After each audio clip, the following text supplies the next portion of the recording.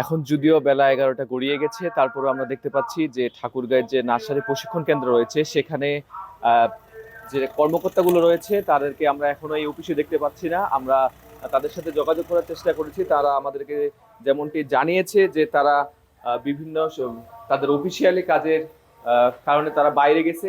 কিন্তু আমরা সেখানেও খবর নিয়েছি, কিন্তু তারা সেখানেও ছিল না। তারা এক প্রকার এটি আমাদের একটি মিথ্যা বলেছেন। তাদের সরকারি যে প্রজ্ঞাপন অনুযায়ী যে অফিসে 9টা 9টায় এসে তারা অফিস করবেন। এখানে আমরা দেখতে পাচ্ছি যে চেয়ারগুলো এখনো ফাঁকা রয়েছে, তারা এখনো এই অফিসে নাই। এবং কি এখানে যে আরেকজন কর্মকর্তা রয়েছে তিনি, আমরা দেখতে পাইলাম যে তিনিও কিছুক্ষণ আগে এখানে অফিসে এসেছেন এবং এখানে এসে তিনি আহ, এই ইয়াতেই তিনি গোসল দিচ্ছিলেন এবং কি আমাদেরকে বলতেছিলেন যে আমাদের এখানে যেহেতু কাজ আমরা এখানে থাকি।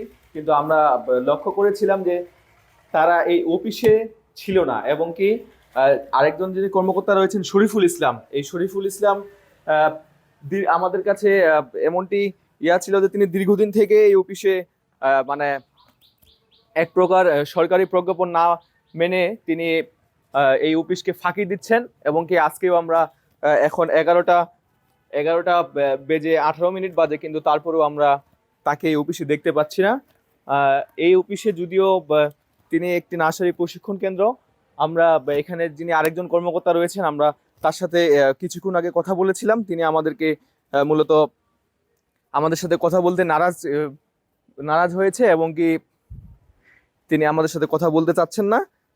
আমরা লক্ষ্য করেছি কিছুক্ষণ আগে তিনিও এই অফিসে এসেছেন এবং কি আমাদেরকে যেমনটি তিনি জানাচ্ছিলেন যে এই অফিসে যেহেতু আমরা কাজ করি তো আমাদের এই অফিসেই কাজ।